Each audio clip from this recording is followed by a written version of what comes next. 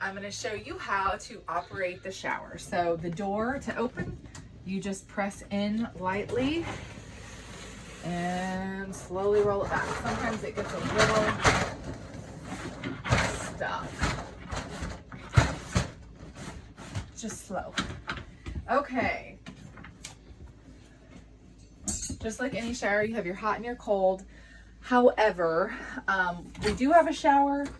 I would say you will have hot water for about 7 minutes. The best way to operate it is to soap yourself down and turn the water off while you do it, and then turn it back on just to rinse. That way, if you have multiple people wanting to shower, everybody can get a chance to have a little bit of hot. This is a water stop button. That goes right back up there. We also have an outdoor shower that operates in the same way, just hot and cold. It's nice if you want to wash your feet or anything like that. The bathroom is on the other side. So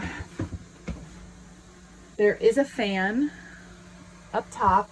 To operate it, you want to twist and open that, and then this little button turns the fan off and on.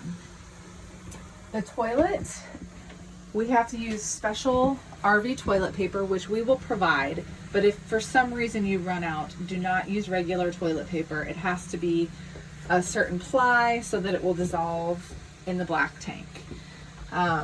It flushes here with your foot and runs water down. When you flush, we want to have as much water as possible with the material that you flush. More water in the black tank is a good thing. If for some reason you feel the need to clean the toilet, we will clean in between rentals, of course, but we have very special toilet bowl cleaner to use and a brush that won't scratch the toilet. RV toilets are not the same as a toilet in your household, so please don't use anything other than those items. To warm the water, you want to turn on the electric water heater and the gas water heater. If you're going to take a shower, it takes about 30 minutes to an hour to get enough hot water for about 7 minutes. If you're just washing your hands or something, it'll heat up pretty quickly. And then you only want to keep these on when you are parked and set up. Don't try and run them when the vehicle's in motion. This is the tank heater. This heats up all the tanks.